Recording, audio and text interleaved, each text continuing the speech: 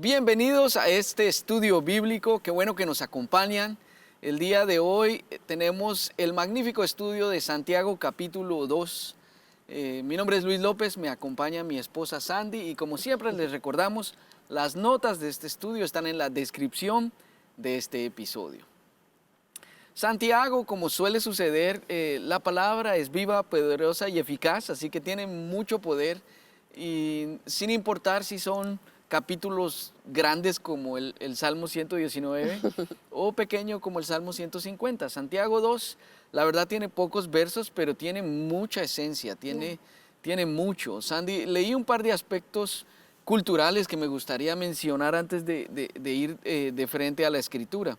Encontré dos aspectos curiosos de las costumbres en ese entonces. Cuando Santiago escribió, habían dos prácticas que existían en la comunidad judía y la comunidad de ese entonces. Número uno era que en las sinagogas o en las reuniones, en los lugares de reunión, no tenían sillas como actualmente tienen los santuarios, sino tenían algunas bancas recostadas en la pared o al frente, reservadas para las personas más importantes.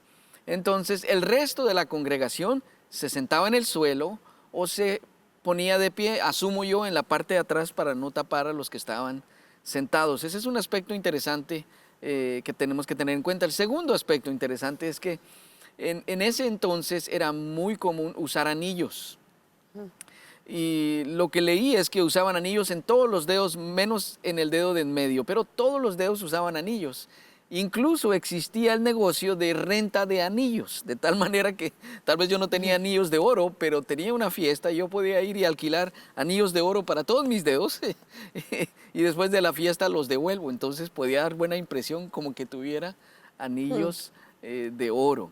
Hoy vamos a hablar acerca de la fe real. Santiago capítulo 2 se enfoca en la descripción y hace todo un recorrido para que quede claro al lector el propósito de la fe. ¿Cuál es la fe real?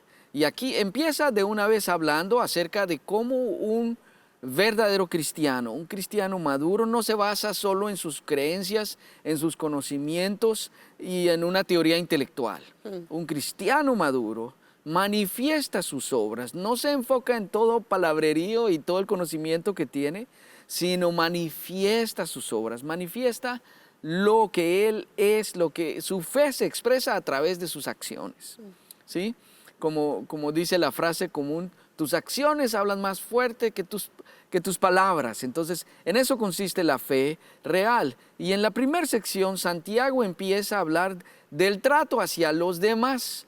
Y en realidad habla 4 columnas o 4 fundamentos acerca de nuestro trato a los demás. Se va basándose en la deidad de Dios, la gracia de Dios, el juicio de Dios y la palabra de Dios. Entonces es importante que empecemos a entender eso porque, número uno, si yo digo que vivo por fe, hay 3 factores que son muy importantes. Número uno, la entrega total es indispensable para en verdad vivir por fe. Yo puedo decir que yo tengo mucho conocimiento, Sandy. Yo puedo decir simplemente que yo leo la Biblia todos los días. Pero si yo no tengo una entrega total, miren qué interesante, porque yo puedo entregar a Cristo mi intelecto a leer la Biblia todos los días.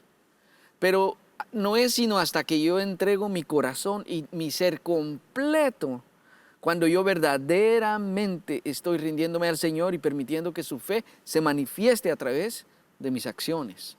Entonces, no existe la verdadera fe sin una entrega total. Y la verdad, Sandy, fue inevitable para mí pensar en ese ejemplo de la entrega total, ¿sí? La fe que entrega a medias es como el esfuerzo que hace una gallina para proveer para el desayuno. ¿Qué hace una gallina para proveer para el desayuno? Hace un escándalo para poner el huevo, pero pone algo, lo entrega y ella sigue su vida. Pero, ¿cuál es la contribución de un cerdito para un desayuno? ¿Qué tiene que hacer el cerdito para proveer el tocino del desayuno? ¿Qué tiene que hacer? Rendir su vida.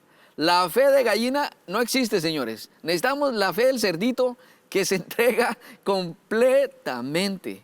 Ahora, el segundo aspecto es que la fe y la manifestación de las obras debe ser algo natural de la fe. La fe, cuando nosotros empezamos, después de que nos entregamos en totalidad, el cambio es natural, es tácito, sobreentendido, es por inercia, no se tiene que forzar. Entonces, pero eso sucede cuando nos entregamos 100%. Y el último aspecto es que la fe sin obras es inútil y no beneficia a nadie, es muerta. De hecho, Santiago dice 3 veces en este mismo capítulo que la fe sin obras es muerta. Así que es muy interesante cómo el apóstol empieza a presentar su perspectiva de la fe. Ahora, Sandy, hay que aclarar algo bien importante, porque Pablo habla en contra de que la gente pensaba que la salvación se alcanza por obras. Entonces, miren cómo es. Antes creían, y la verdad es lo que nos han enseñado, que las obras nos salvan y después tenemos fe. Es al revés. Primero tenemos fe y nos entregamos totalmente, y entonces las obras son un resultado de nuestra fe. Nos lo enseñan al revés. Y así no funciona. Es solo nuestra fe entregada a Cristo, cuando nos rendimos a Él, que es entonces cuando nosotros experimentamos ese cambio total. Y fíjense que lo interesante es que Santiago entra derechito a un ejemplo, y necesito leerlo porque no quiero ni quitar ni agregar a tan importante ejemplo que Santiago presenta. Si me acompaña Santiago capítulo 2, versículo 1, yo voy a leer de la Nueva Traducción Viviente. Dice así: mis amados hermanos, ¿cómo pueden afirmar que tienen fe en nuestro glorioso Señor Jesucristo si favorecen más a algunas personas que a otras? Por ejemplo, supongamos que alguien llega a su reunión vestido con ropas elegantes y joyas costosas, y al mismo tiempo entra una persona pobre con ropa sucia. Si ustedes le dan un trato preferencial a la persona rica y le dan un buen asiento, pero al pobre le dicen, tú puedes quedarte ahí paradito, o bien siéntate en el piso, ¿acaso esta discriminación no demuestra que sus juicios son guiados por malas intenciones? Ahora, escúchenme con atención, porque en realidad en el mundo entero la tendencia es que cuando vemos a alguien vestido de manera distinguida, se le da un cierto trato. Pero cuando de pronto se nos acerca, seamos francos, venimos caminando y viene una persona mal vestida, de mala apariencia, quizás uno hasta reacciona asustado. ¿Por qué? ¿Por qué ese prejuicio? En el mundo nos han enseñado que nosotros juzgamos por la apariencia, de tal manera que está diciendo, o sea, que pase eso en el mundo, pues ni modo, ¿sí? Pero en la iglesia, mira, recuerden, 1 Samuel, capítulo 16, le pasó a Samuel mismo, cuando fue a ungir al rey, el Señor tuvo que decirle, Samuel, espera, para. No tienes que escoger al mejor guerrero, al más alto, al más fuerte, porque yo desecho lo exterior, porque el hombre mira lo que está ante sus ojos, pero yo miro el corazón. Ese es mi versículo favorito de la Biblia. Gracias a Dios que Él no mira el exterior, no mira nuestra estatura, sino mira la estatura de nuestro corazón, la amplitud de nuestro corazón, la profundidad de nuestro deseo de búsqueda a Él. Para Dios todos son iguales, el judío, el gentil, el rico, el pobre, el libre, el esclavo, blancos, negros, amarillos, del color que seamos. Para Dios todos somos iguales. Y déjame decirte, Sandy, estoy leyendo un libro que se llama Imaginería, y me encantó un ejemplo que puso, y es cómo nosotros hoy, en el mundo de hoy, vivimos bajo esa presión de todo el tiempo tener que estar publicando cosas cool, publicando que somos lo mejor, somos lo más chévere. Y para mí vino un ejemplo muy claro leyendo Santiago 2. La verdad es que cuando nosotros conocemos a un famoso, lo primero que hacemos es una selfie para publicar, una foto para publicar, un futbolista, un deportista, un predicador, un cantante, es lo que todos hacemos. ¿Cuántos hemos visto la foto de alguien que está ayudando a un mendigo y se toma un selfie para publicar? O cuando nosotros vamos y ayudamos a alguien que está tirado en el suelo, lo que menos estamos pensando es tomar una selfie. ¿Por qué? Porque en los prejuicios del mundo, eso no es cool. Los prejuicios del mundo, cuando yo ayudo a alguien distinguido, yo soy distinguido, es más, tal vez él hace algo por mí en recompensa. Pero cuando yo hago a alguien por alguien que no puede pagarme a mí, ahí la palabra dice, al Señor presta quien ayuda al pobre. Entonces, yo te pregunto, ¿cómo ves tú a la gente que tiene poder? ¿Te impresiona mucho la riqueza, el dinero? ¿Prefieres estar con los que sí tienen y alejarte de los que no tienen? ¿Cómo son tus selfies? Qué interesante es que nosotros busquemos en nuestro corazón la verdadera raíz de cómo trato yo al que tiene y cómo trato yo al que no tiene. La verdad que son estándares importantes de tomar en cuenta porque la manera de pensar del mundo es completamente opuesta a la manera de pensar de Jesús. Si nosotros ponemos todos estos factores como factores tan importantes, la apariencia, la fama, el éxito, y no es que esté mal alcanzarlos o tenerlos, pero cuando esos factores empiezan a ser lo más importante, sin darnos cuenta caemos en un error gravísimo porque hacemos que esas cosas figuren como algo más importante que el carácter. De repente nuestra vista se deja deslumbrar por lo que vemos y dejamos de prestar interés a lo que está dentro de la persona. Interesantemente, Jesús continuamente hacía énfasis en que lo importante era el corazón, en que Él miraba adentro de la persona. Pero somos humanos y la verdad es que nos movemos por motivos egoístas, egocéntricos, y muchas veces nuestros deseos son los que nos impulsan a valorar más algunas cosas que bíblicamente realmente son lo opuesto a lo que Dios espera que valoremos. Porque hay insatisfacción en nosotros, realmente hay vacíos profundos que pensamos que llenamos con estas cosas de fama, éxito, o poder ser populares o tener un lugar en medio del mundo donde estamos. Y creo que ahorita eso se ha acentuado aún más con las redes sociales y con todo este sistema de estar todo el tiempo teniendo que competir para tener una imagen, para ser aceptado. Y ya no vivimos para satisfacción personal o para honrar a Dios, sino vivimos para publicar. Vivimos para compararnos. Entonces, esas insatisfacciones, esos deseos egoístas de nuestro corazón, o a veces el propio interés mezquino que tenemos de sacar beneficio de las personas que tienen y que nos pueden beneficiar, que nos pueden abrir camino, que nos pueden dar una posición delante de otras personas. Pero es claro Santiago en hacer un énfasis continuo de cómo Jesús espera que nosotros miremos a todos de la misma manera, que no importa si son ricos o pobres, que nosotros tengamos la habilidad de mirar adentro del corazón y discernir qué es lo que está en el interior de cada persona, porque muchas veces esa apariencia externa nos puede engañar. Y la verdad, Sandy, es que si nos ponemos a pensar, recuerden que Santiago era el hermano menor de Jesús.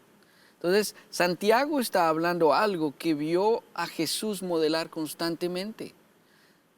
Si ustedes se ponen a pensar, Jesús no era el mejor amigo de los fariseos y los levitas. Jesús no andaba tomando gaseosa con los religiosos más populares. Jesús era amigo de pecadores y publicanos, cobradores de impuestos, prostitutas y todos aquellos que la sociedad despreciaba y miraba de lejos. Si somos francos, cuando entraban a la sinagoga, yo no creo que a las bancas de al frente pasaban a los publicanos, ni a los cobradores de impuestos, ni a las prostitutas, porque ellos no querían dar un lugar de honor a alguien que en la sociedad tiene un estigma. Su popularidad no es loable. Entonces, y si nos ponemos a pensar, Sandy, pero algo que quiero dejar claro que me gustó de Santiago 2, es que Jesús caminaba con pecadores, pero no, como decimos en Guatemala, no acuchuchaba el pecado. Es decir, él no alcahueteaba ni asolapaba.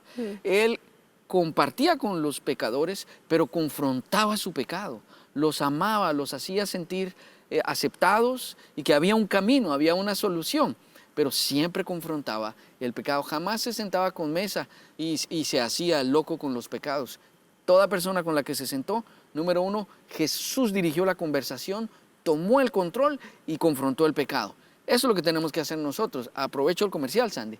Dios nos llama a sentarnos en mesas quizás que no honran a Dios, pero no para seguir el rumbo y terminar nosotros haciendo lo mismo que ellos. No, Señor, tomamos el control y confrontamos el pecado. Eso hace que tenga propósito el relacionarnos con la oscuridad, porque la luz viene y hace la diferencia.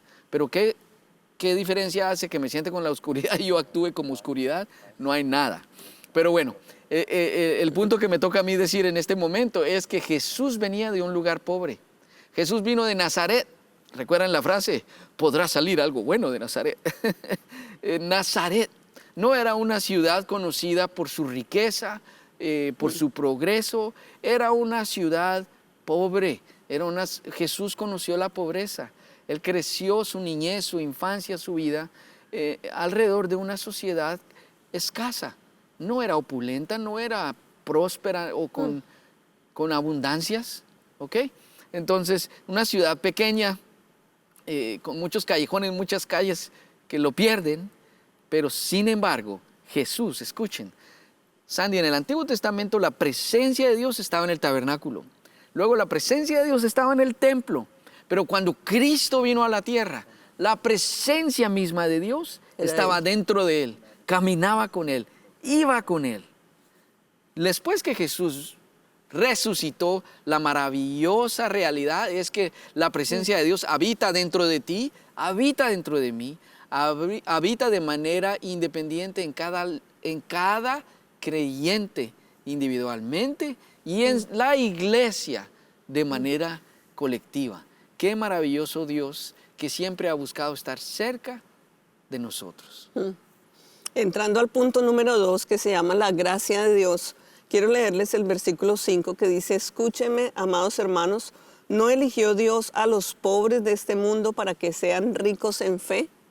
¿No son ellos los que heredarán el reino que Dios prometió a quienes lo aman? Interesantemente, el Señor Jesús nos modela un estilo de vida de sencillez. Y Santiago lo que está haciendo en este capítulo es hacernos la claridad de poner los ojos donde Dios los tiene puestos. La verdad, cuando Santiago se refiere a la pobreza o a la humildad, no solo está mirando la parte externa de gente que no tenía recursos financieros o no tenían dinero, sino también estaba hablando de la sencillez interna, pobreza de espíritu. Aquellas personas que han decidido vivir con sencillez y que muchas veces esa sencillez no es popular tampoco, ni es tan aceptada como un rango del cual sentirse orgulloso. Y realmente el Señor fue muy sencillo desde su nacimiento. Jesús hubiera podido escoger un gran palacio para nacer, un lugar donde hubiera realmente todo lo que un rey se merecía tener. Sin embargo, Jesús viene en una presentación sencilla, nace en un pesebre y modela una vida sencilla, ¿no? Hijo de carpintero en medio de un hogar sencillo, y va en un caminar modelándonos un estilo de vida sin preocupaciones y sin prejuicios. Es lo que Él le modela a los discípulos, y luego muere en un lugar totalmente humilde, pobre y aún deshonroso como una cruz. Entonces Santiago está haciendo énfasis también en los valores de la sencillez, aquello que hace que el pobre de espíritu sea visto a los ojos de Dios en gran manera, aunque el mundo no lo mire así. Tal vez hay personas que aprecian más la sencillez que la fama. Hay personas que tal vez desean mejor las relaciones con las personas que mantener tal vez un estándar de economía o de estatus social para aparentar delante de personas. Hay quienes prefieren vivir en paz aunque no adquieran nunca poder. Entonces creo que son dos grupos en donde cada uno de nosotros tiene que mirar a dónde tiene puesto el corazón, porque aunque el Señor está diciendo, ¿acaso no es a ellos a los que Dios le heredará el reino de los cielos? Y podemos decir, ¿acaso es que todos los pobres van a ir al cielo y los ricos van a ir al infierno? Pues la verdad no podemos decir de esa manera. Lo que realmente sí tenemos que mirar es en dónde está puesto nuestro corazón. Somos nosotros de esas personas que tenemos un corazón sencillo y que aunque tal vez Dios nos bendiga con cosas materiales o nos dé la oportunidad de estar al lado de gente importante o al lado de gente estudiosa o aún alcanzar ciertos niveles del éxito, no perdamos la perspectiva, que el evangelio que predicamos es un evangelio de cruz y no un evangelio de escalera al éxito, que la Biblia realmente jamás habla de éxito, sino habla de fidelidad, que seamos personas fieles en lo que Dios nos ha llamado a hacer y que nos vistamos de humildad. Continuamente el evangelio nos llama a vivir vidas santas y a vivir vidas rendidas a Dios. Entonces muchas veces los factores externos terminan siendo fuertes distractores. Y pueden hacer que mi corazón termine persiguiendo cosas que realmente no me hacen ganador de la vida eterna. Puedo en el camino estarme desviando y poniendo en el centro de mi corazón el adquirir las riquezas o esa falsa seguridad que me pueden dar las cosas materiales o la cercanía a gente importante. Es interesante también mirar que la palabra dice que el Señor escogió de lo necio y de lo despreciado del mundo. O sea, el Señor tal vez no va a elegir los parámetros que nosotros elegimos. Por eso es tan importante que cuando nosotros estamos frente a las personas, más allá de mirar el factor externo o aquellas cosas físicas que podemos mirar delante de nuestros ojos, nosotros podamos realmente discernir los corazones y encontrar ese valor precioso que Dios tiene dentro de cada persona. Qué es lo que Dios está mirando y cómo yo puedo aprender cada día a rendir más de mi parte externa y adquirir más la belleza interior.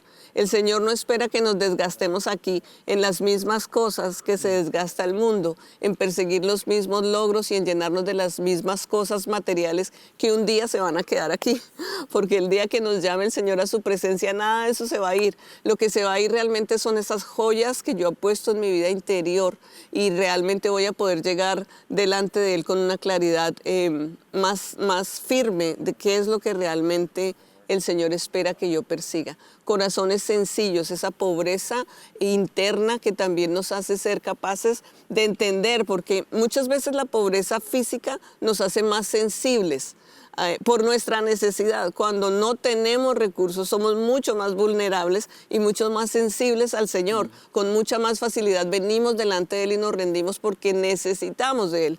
Muchas veces la riqueza puede ser el tropiezo, porque como tengo todo, hay una falsa seguridad que me impide realmente rendirme a Dios. Pero cada uno tiene sus ventajas y sus desventajas, porque el pobre también en medio de su pobreza puede llenarse de amargura por no tener lo que quisiera y bloquear su vida eterna porque no recibió aquí lo que tenía. Entonces, creo que más que factores externos depende la disposición verdadera de nuestro corazón a entender el evangelio sencillo que Jesús nos vino a modelar.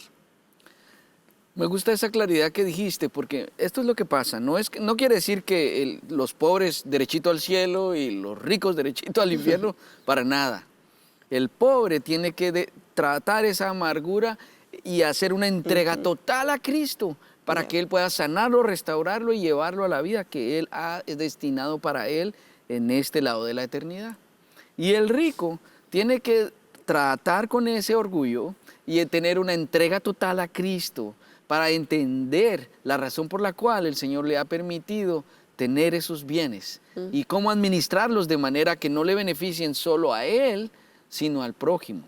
Y de esto es el siguiente segmento. El siguiente segmento es que Santiago empieza a hablar acerca de la ley, acerca de los mandamientos. Y miren, esto es bien interesante porque suele suceder que nosotros pensamos, estos son los mandamientos de Dios. Hay algunos que a mí me caen bien, esos libros me gusta leer porque tienen sus promesas y esas me gustan. Pero hay libros que no se leen tan bien porque tienen demandas, ¿verdad? Entonces, la ley es de pasta a pasta. Si yo voy a cumplir la ley, yo me comprometo a cumplirla completa. Entonces, imagínense que la Biblia es como una ventana, un ventanal grande, ¿sí? Ahí están los 10 mandamientos, ahí está todo, desde Génesis hasta Apocalipsis, la expectativa de lo que Dios quiere que cumpla, ¿sí? Entonces, ahí está el ventanal grande, pero allá en la esquinita, bueno, yo puedo decir, allá en la esquina está no matarás, en la otra no cometerás adulterio, y en esta de aquí yo digo, no, ahí es no mentir, ¿verdad? Digamos, yo no mato, yo no cometo adulterio, pero a veces me echo una mentirita. Entonces, esa esquina, cuando yo miento, es como que agarro un martillo y le pego a esa esquina. ¡Pah! ¿Qué pasa si yo le pego a la esquina un ventanal, Sandy? Se rompe. Se rompe y no se va a romper solo esa esquinita. lo más seguro es que se raja completamente. Entonces, la ley, los mandamientos es una unidad. Por eso es que cuando yo rompo uno, no es que yo rompí solo ese, pero todo lo demás lo sigo cumpliendo.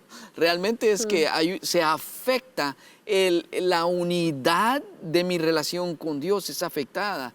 Por eso es que Cristo tuvo que morir, porque era el único que pudo vivir una vida perfecta, tentada en todo, mas no pecó. Él fue el único que tuvo en realidad tenía la habilidad de salvarnos. Pero aquí empieza a explicar, Santiago hace alusión a Levítico 19:18, donde dice, ama a tu prójimo como a ti mismo. Mira que desde Levítico venía eso, no es que Dios se le ocurrió, sino el Padre lo estableció desde Levítico. Jesús lo reafirmó en los evangelios y el Espíritu Santo a través de sus apóstoles estuvo señalándolo, la importancia que para la doctrina cristiana tiene el que nosotros ayudemos al prójimo. Ahora, la pregunta siempre es, ¿quién es mi prójimo? ¿Verdad? ¿Quién es mi prójimo? Pero en realidad el prójimo es todo aquel que necesita mi ayuda. Y la pregunta no debería ser quién es mi prójimo, sino ¿para quién puedo ser yo un prójimo? ¿A quién puedo yo hacer una bondad el día de hoy? ¿A quién puedo ayudar el día de hoy? Y quiero llevarles al versículo 11. El versículo 11 dice, leamos desde el 10, dice, pues el que obedece todas las leyes de Dios, menos una, es tan culpable como el que desobedece todas. Porque el mismo Dios que dijo, no cometerás adulterio, también dijo, no cometerás asesinato. Así que si ustedes matan a alguien, pero no cometen adulterio, de todos modos han violado la ley. Este es el punto. El punto es que, número uno, es imposible que nosotros podamos cumplir esta ley. Por eso necesitamos a Cristo. Por eso necesitamos que Él gobierne, por eso necesitamos rendirnos totalmente a Él, porque solo cuando estamos rendidos a Él es cuando está 0 de nosotros, 100 de Cristo, y entonces tenemos la habilidad de poder estar aprobados ante el Padre. Si tratamos de hacerlo nosotros solitos, ya perdimos. Tenemos que entender que lo que el Señor estaba tratando de decir es que nosotros, lo más importante es no cuánto conocemos de la Biblia, sino cuánto la aplicamos. No cuánto de la fe intelectual tengo aquí, sino la fe que entra en acción. Insisto, Pablo hizo énfasis en que la salvación no es por obra, sino por fe. Pero una vez que tú caminas en la fe y tienes una entrega total, eso se refleja en acciones. Una persona que no tiene un cambio de acción y un cambio de mente no ha tenido una entrega total a Cristo. Quiero repetirlo porque eso me parece revelador y muchas personas podemos decir, uy, yo soy cristiano desde niño, pero no he tenido nunca un cambio acá y un cambio en mi accionar. ¿Recuerdas Romanos 12:2? Dice que la única manera que nosotros podemos transformarnos en esa nueva persona que Dios tiene para nosotros es únicamente al transformar nuestra manera de pensar, que inevitablemente va a producir un cambio en nuestra conducta.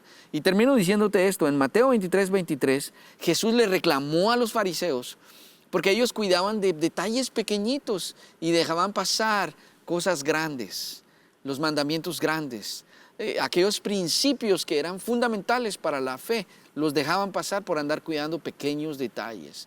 No podemos nosotros descuidar todo el ventanal por andar cuidando pequeños detalles. Tenemos que caminar y recordándonos, yo no lo puedo hacer solo, tengo que caminar rendido, entregado el 100% a Cristo.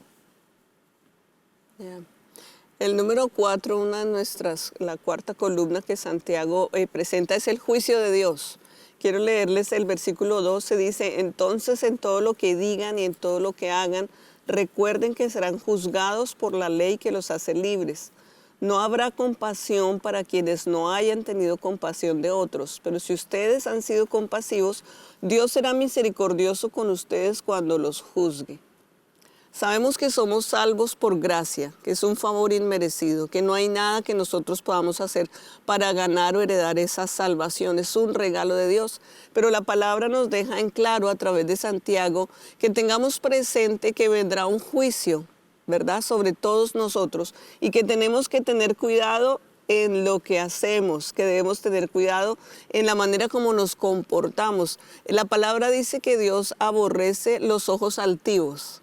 Entonces, tenemos que tener cuidado de cómo miramos a las personas, de cómo nos dirigimos a ellas, cómo les hablamos, de qué manera es nuestro lenguaje, si es un lenguaje que realmente testifica de Cristo o si realmente tengo que evaluar la manera como yo hablo, y no necesariamente porque digo malas palabras o no malas palabras, sino porque muchas veces tenemos maneras despectivas de tratar a las personas, tenemos maneras de hacernos sentir superiores, sea con una mirada, sea nuestra manera de hablar. ¿Y qué es lo que está diciendo Santiago? Nuestras palabras van a ser juzgadas, nuestras obras van a ser juzgadas, la manera como nosotros vivimos, nuestras actitudes van a ser juzgadas. La Biblia dice que yo debo vestir mis labios de labios prudentes. Qué importante es que nosotros cuidemos la manera como hablamos, la manera como nos comportamos en todo lugar, no solo en la iglesia, sino que en cada sitio en donde yo voy, yo recuerde que un día yo voy a estar cara a cara con Dios, un día yo voy a dar cuentas de todo. Y Dios va a mirar cada detalle, no porque quiera sacármelo en cara, sino porque mis acciones van a determinar también la calidad de las obras que yo hago. Y importante, Sandy, porque cuando nosotros nos ponemos a pensar, Santiago está hablando de 3 tipos de fe. Y yo voy a compartir de las primeras 2, las falsas, las que tenemos que evitar. Y Sandy va a hablar de la que debemos de perseguir. Pero si nos ponemos a pensar, la fe es fundamental para la vida cristiana. ¿Cuánto hablamos de fe? Y la verdad es tan importante no solo lo que hablamos, sino lo que otras personas ven, lo que otras personas pueden testificar. Creo que una de las cosas que nosotros hemos sido muy intencionales con nuestros vecinos, donde vivíamos antes, donde vivimos ahora, jamás entramos con la bandera de somos cristianos o somos pastores, sino entramos con una bandera de servicio. Entramos con una bandera de ayudar, tratando de que nuestras acciones describan nuestra fe y no necesariamente la multitud de nuestras palabras o nuestro lenguaje religioso. Entonces, si nosotros nos ponemos a pensar brevemente, hay otras religiones alrededor que nosotros solo al ver cómo actúan podemos describir esta persona es de tal religión. Al ver los tipos de ayunos, al ver de lo que se apartan, al ver de lo que no comen, es fácil decir es tal religión, es tal religión, es tal religión. Mi pregunta y mi desafío personal es siempre, ¿qué hago yo que la gente puede decir? Ese señor ama a Jesús, él debe ser cristiano o él ama la Biblia. ¿Será que tenemos nosotros ese tipo de acciones? Porque si la gente... me gusta repetir esto, si la gente no lee la Biblia en mí, si la gente no ve que yo practico la Biblia, yo realmente no estoy leyendo la Biblia. Entonces, la fe es fundamental. La fe es la columna vertebral, porque todo el proceso es por fe. El pecador es salvo por fe. El justo camina por fe. Sin fe es imposible agradar a Dios. Y lo que no se hace de fe no es pecado. Entonces, es pecado, perdón, lo que no se hace con fe es pecado. Entonces, sin la fe estamos fritos. La fe es fundamental. Ahora, hay 2 tipos de fe falsas que menciona Santiago. Quisiera llevarlos al versículo 17 para que describamos la primer fe falsa, y es la fe muerta. Verso 17 dice, como pueden ver, la fe por sí sola no es suficiente. A menos que produzca buenas acciones, está muerta y es inútil. Entonces, repito, sé que lo voy a decir por tercera vez, pero nos han enseñado que la salvación es por obras. Equivocado.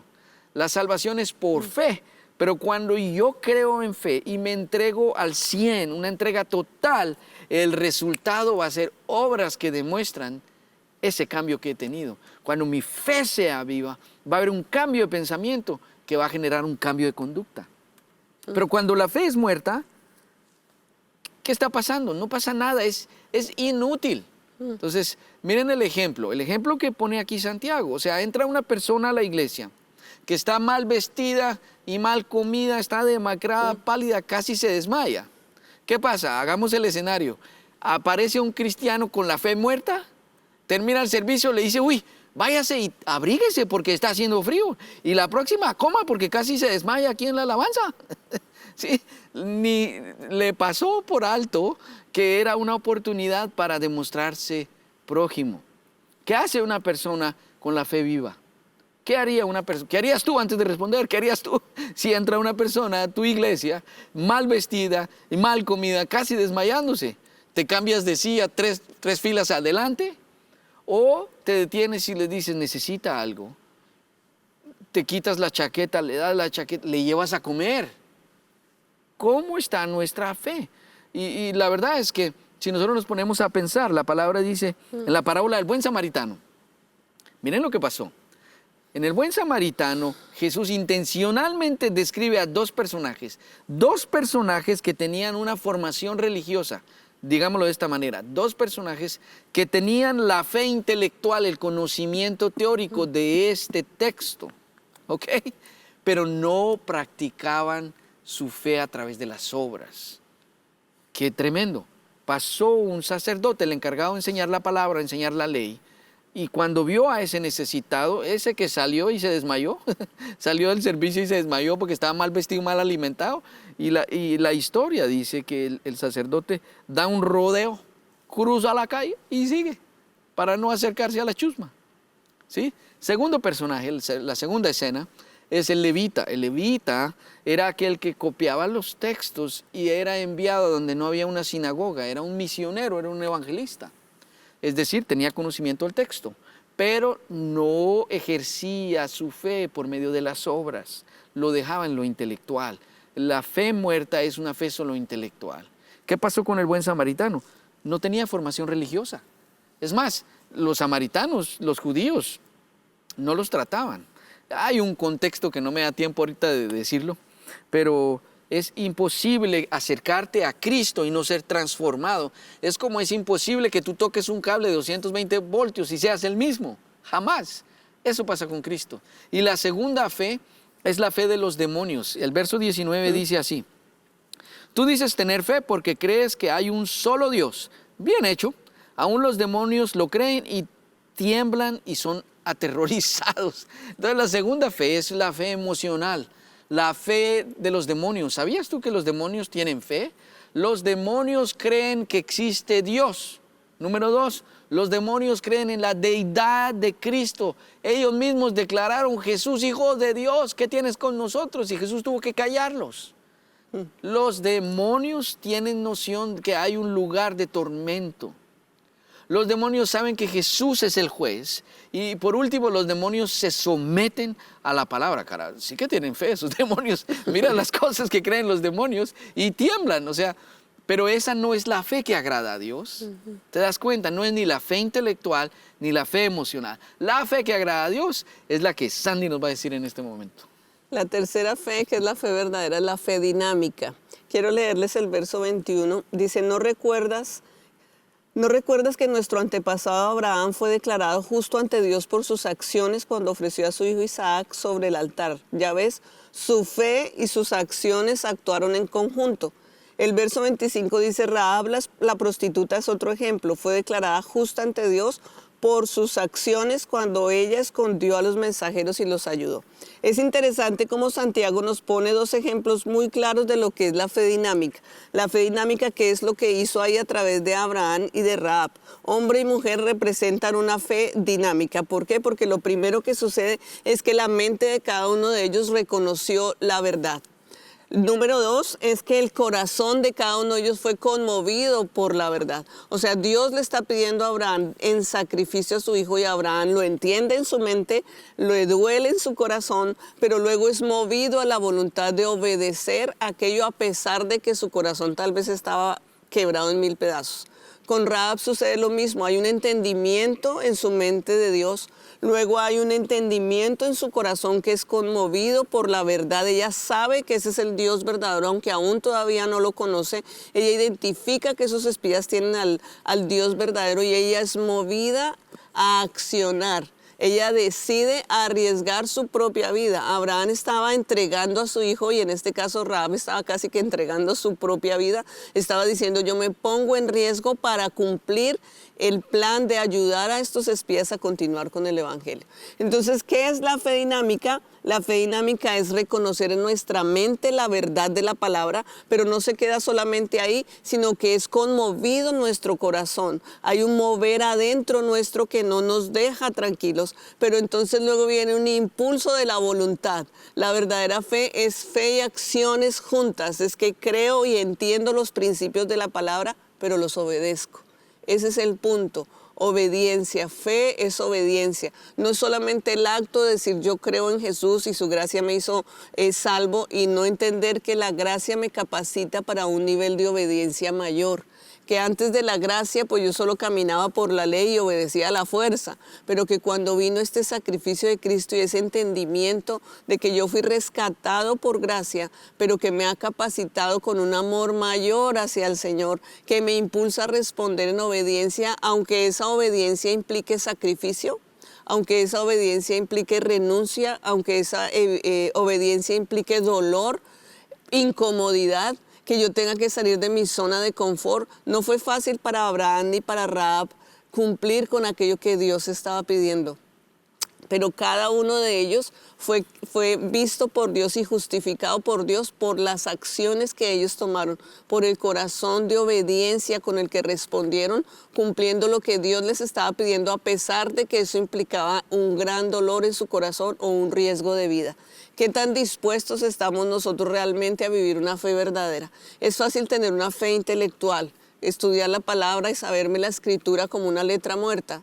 En cierta manera también es fácil decir, ay, sí, me conmueve, me duele lo que sucede, como que tengo una sensibilidad mayor que la que tal vez alguien sin Cristo puede tener, pero ¿qué del paso que realmente hace que mi fe sea genuina, que es la obediencia?